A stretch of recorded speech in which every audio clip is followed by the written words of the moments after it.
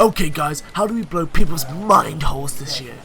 We could make a whole bunch of pretty cinematic trailers, then talk about the fact we're announcing 60 games but only spending more than 1 minute on 5 to 10 big releases, some of which are cross-platform anyway and none of which were Big Rigs!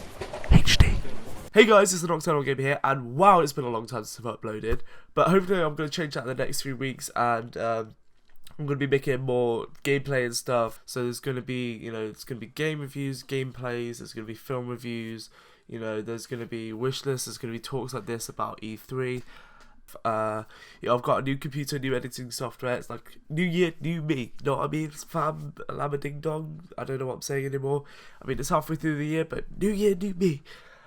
So yeah, I hope you guys are excited for that, because I definitely am. Yeah, so today I'm going to be talking about E3.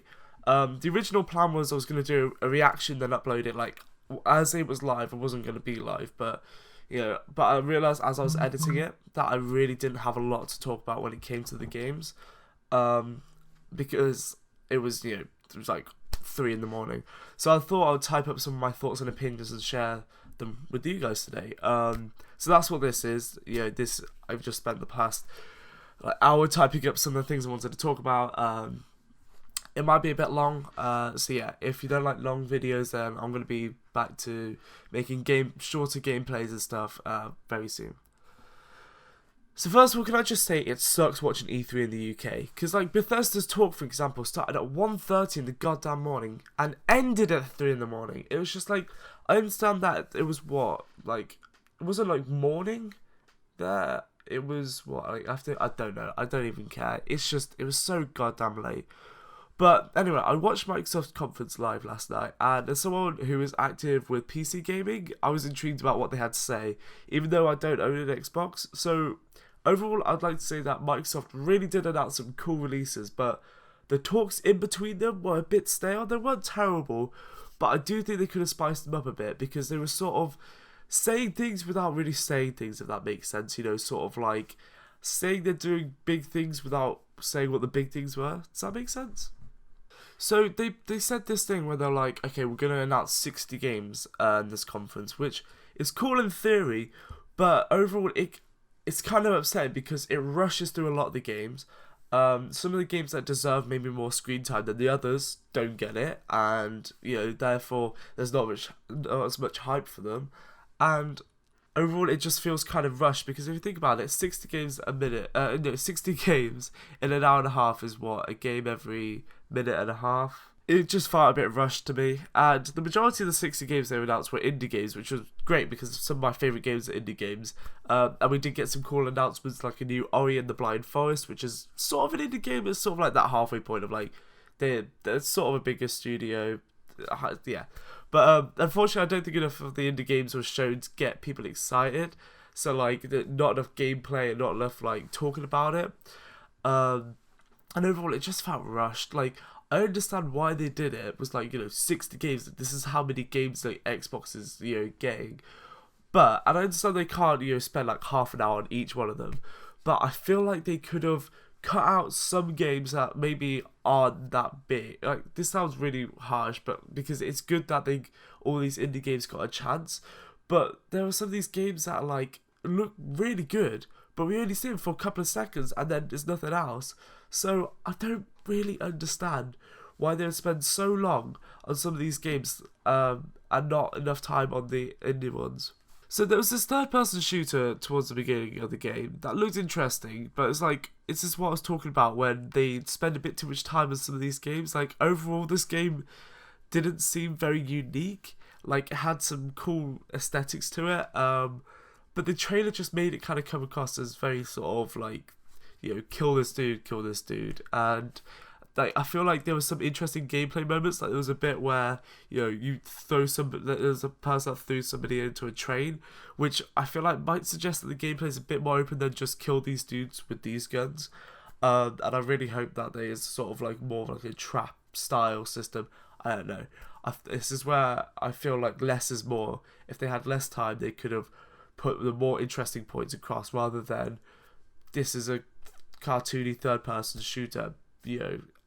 I feel like they should have condensed it a bit and put some of the more interesting things across. And also, what is up with these face animations, man, in Outer Worlds? Like, it was the first game shown, and it looks great, it sounded good in theory, as they talks about the open feel of the game, deciding who you want to be. But I really hope they don't dumb down this mechanic like in other games that promise to do similar things. And again, can I just say, the face animation, what is up with that? I mean, come on, we've seen better face animations in the old Mass Effect games. Not Mass Effect Andromeda, but in the older Mass Effect games. Now, I do like this idea that it's more like chaotic, so you can be a completely, like, you could be a psychopath, you could be a good person or bad person, all of these sorts of things. I like the idea of. I feel like that will please a lot of gamers that like to have a variety of gameplays, and I think it makes the game, if you play through it again and again and again, it'll make it fresh each time. But again, I really hope they don't dumb it down, because I feel like they could really mess it up if they do that. And it might be boring and sort of a superfluous, oh, you're bad now, oh, you're good now, instead of actually like showing you that with the gameplay in the world. Also, why Microsoft? Why another Minecraft game? Like, in all seriousness, it's annoying to see a game that I once loved, that gave me some great memories playing on LAN or online, be turned into this cash cow that is guaranteed to earn Microsoft money from kids. I remember playing the alpha back when zombies dropped feathers. I feel like an old man here, but the best thing about the game was the atmosphere, or lack of it. The game truly made you feel alone in this vast and alien and hostile world, and you truly felt isolated, which really helped the atmosphere of the game, and it really just gave you this sense of unease most of the time. And like, so when it came to night and you first encountered these zombies and stuff, it was just terrifying, even though they're just blocks, and I loved it. But then they announced the story mode and they made it, and then they made a Netflix show out of it. And in my opinion, it's sort of ruining what made Minecraft so great to begin with. Because, like, I always thought that Minecraft was sort of this thing, like, you're alone and you've got to sort of, you know, make the most of it out of a really shit situation. But then with the Minecraft story mode, it's like, well, okay, hang on a sec. So the character I've been playing for the past couple of years, does that mean he's in a world with other Minecraft players that aren't villagers? If so, why hasn't he met any of them? And it's too many questions, you know.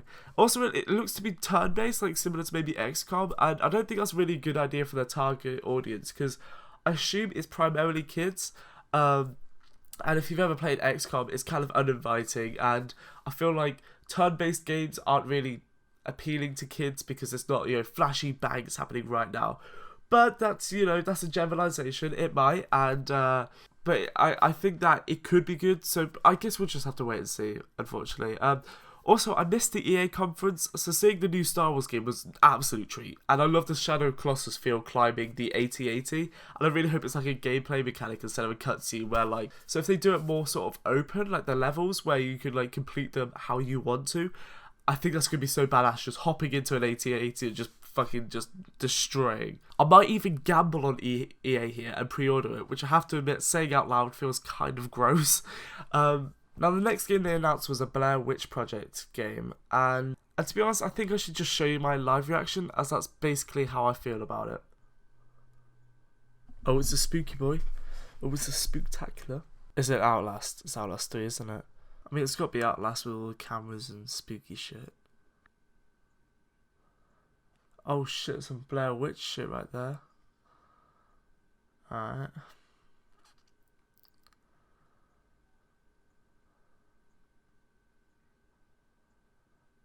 I really hope it's not just sort of like jump scares, because none of those made me jump. Like, I don't... Oh shit, it's the Blair Witch game. Wait, that's the Blair Witch symbol, right? No... Oh, I fucking knew it was going to be Blair Witch shit when I saw them in the corner. Is that really what we want? The film's fucking over 10 years old. And for what I can gather about the original film, is that the whole appeal / horror part of it is that you don't know if the witch is real or if it's just the people she went with, or, you know, this like cult or whatever. And I remember that Game Theory did a really great episode on it, and this game sort of comes across more as Outlast than anything, so I'm interested to see how they do it, but it might not necessarily be a game that I'm going to rush out and buy. So the next game I had heard about but not really seen a lot of was Cyberpunk 2077, and holy shit was the trailer awesome, and the surprise appearance of the Keanu turning up in the trailer. Wake the up, samurai. We have a city to burn.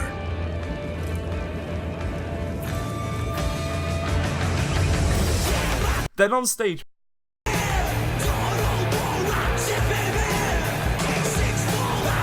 the streets of the future is really going to be breathtaking. You're breathtaking! it was just completely fucking epic. I lost my shit when I was watching it. Now I know this is coming to PlayStation as well, so this is another one of those times where I don't really know how to feel about Microsoft's 60 new games they're announcing, unless I've got all this completely mixed up and they just meant, hey, this is just 60 games. I don't know how I mixed it up. I'm pretty sure I've got this right, but but as Cyberpunk 2077 is cross-platform and was sort of already announced, I feel they cheated a little bit.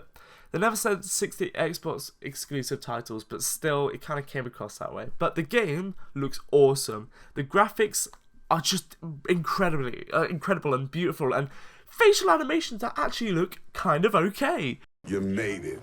You blowing up all over the news. Are you alone? I just want the money. Did you hear that, the Outer Worlds? I owe you one. Here, hope this gun serves you better than it did me. And the aesthetic looks really interesting. It's got this whole a steampunk futuristic feel that I just adore. So I'm excited to see where this goes, and I think having a big name like Keanu Reeves, the Keanu, on the projects will really help add some depth to the game. I might help bring this game to wider audiences that might not normally pick it up, because I feel like these sorts of games can be a bit uninviting, but hopefully it's going to have a bigger audience, which might mean, a sequel if it's good enough, obviously. And it might mean great things for the studio as well. It also looks like it might have some cool hacking elements where you might be able to hack people's cybernetics, but it might just be there to make the trailer look cooler because she hacks his arms and they stop spiking, I guess. Yeah, but it looks really cool and I cannot wait. Now this is the part of the show where the indie games just felt a bit rushed. I saw a new Battletoads, I think it was, which is a series, I think it was Battletoads anyway, it might have been something similar anyway. I've always sort of wanted to get into that game, but it's just glossed right over. It's given a couple of seconds, and I think that's a shame. I understand they can't give half an hour talks. Again, like I said earlier, I understand why, but they definitely should cut down next year on how many games they announce, so they give the games that are announced next year more room to breathe. Also, Game Pass happened. I don't really feel much about it. I'm kind of neutral, but I'm more of a physical game person myself rather than digital. But hey, I know a few people that want this, so great, I guess. Also, Microsoft Flight Simulator and Age of Empires 2 Definitive Edition happened. And they look like games I might pick up at some point, but won't buy them at launch, if that makes sense. They showed Wasteland 3, sort of this top-down turn-based game, and it looked really cool, but unfortunately it felt like the game might be a bit hollow gameplay-wise, as they didn't show a whole lot off. And to be fair, I've never played a Wasteland game, so it could be great. I don't really understand what the series is meant to be, but if it's meant to be kind of humorous, then I'm all for it. It looks quite cool, to be honest. Now, unfortunately, as I don't want this video to be hours and hours long, I'm going to have to do a short summary on some games. On that note, Psychonauts 2 and the new LEGO Star Wars game was announced. I've never played Psychonauts, but I've heard it's really good. And a new LEGO Star Wars game, sure, whatever. Now, this new Dragon Ball Z game looks amazing, and this is a game I'm looking forward to, as I have some fun memories of the one on PS2. So I might give this one a shot depending on how much it will retail for, but it looks to be solid.